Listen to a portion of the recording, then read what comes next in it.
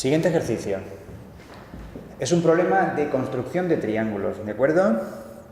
Es decir, nosotros tenemos que construir un triángulo isósceles a partir de los datos que me den. En este momento será la medida de los lados iguales y la altura sobre uno de esos lados. Es decir, no vale cualquier altura.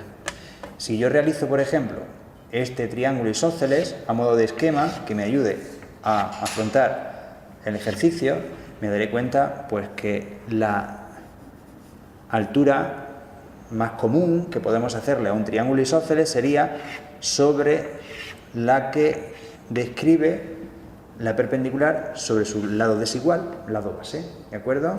Esta sería la altura más común que tiene. Pero, atención, porque el ejercicio me dice que sea la altura sobre uno de esos lados, sobre uno de los lados iguales. Es decir, yo tendría que hacer la altura, por ejemplo, sobre este lado. Si yo hago la altura sobre este lado, debo de ir al vértice opuesto y trazar la recta perpendicular a ese lado. Resulta que esa altura quedará entonces dibujada por este segmento de color rojo que acabo de hacer ahí, ¿de acuerdo? Esa sería la altura. Mucha atención con ese último dato, ¿vale? Entonces, para poder realizar el ejercicio de la manera más cómoda posible, en vez de colocar el lado base desigual, que ni siquiera lo tengo, como horizontal, en la zona inferior, voy a empezar colocando uno de los lados que van a ser iguales. Yo coloco, por ejemplo, sobre una recta, el segmento de 12 centímetros, ¿vale? Bien. Una vez que coloco ese segmento sobre 12 centímetros, sé que el vértice opuesto, ¿de acuerdo?, deberá estar a una altura de 7,5 centímetros.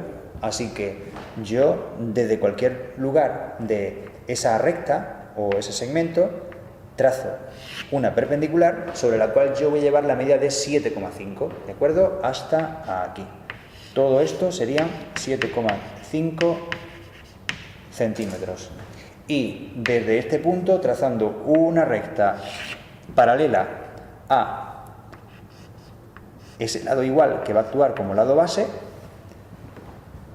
describo todos los posibles lugares geométricos donde debe de estar ese punto que sería el vértice opuesto, ¿vale? Pues bien, yo sé que desde este vértice puedo trazar lo que es el lado igual o el lado base. Voy a hacer, por ejemplo, el lado igual. El lado base tendría que ser a partir de este punto. Con la medida en el compás de 12 centímetros, es decir, con esta medida, que era la longitud de 12 centímetros, lado igual, lo que hago yo es un arco que corte por la zona de arriba a la recta paralela. Y este punto que tengo aquí sería el vértice, es decir, el vértice opuesto al lado igual. Desde este vértice trazo una recta que sea perpendicular y aquí dejo determinada esa altura.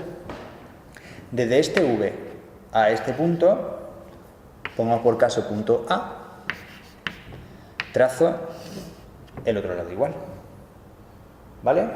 Y finalmente lo único que me queda es unir el punto V con el tercero de los vértices para dibujar el lado base, ¿vale? Este es el lado base, este era el lado igual que me faltaba por dibujar y todo este lado era con el que yo partía. Es decir, es un triángulo isósceles, pero en este caso he optado por dibujarlo como base sobre uno de sus lados iguales. Atención, porque el ejercicio es muy interesante, ya que está propuesto como ejercicio de prueba de acceso a la universidad. ¿De acuerdo?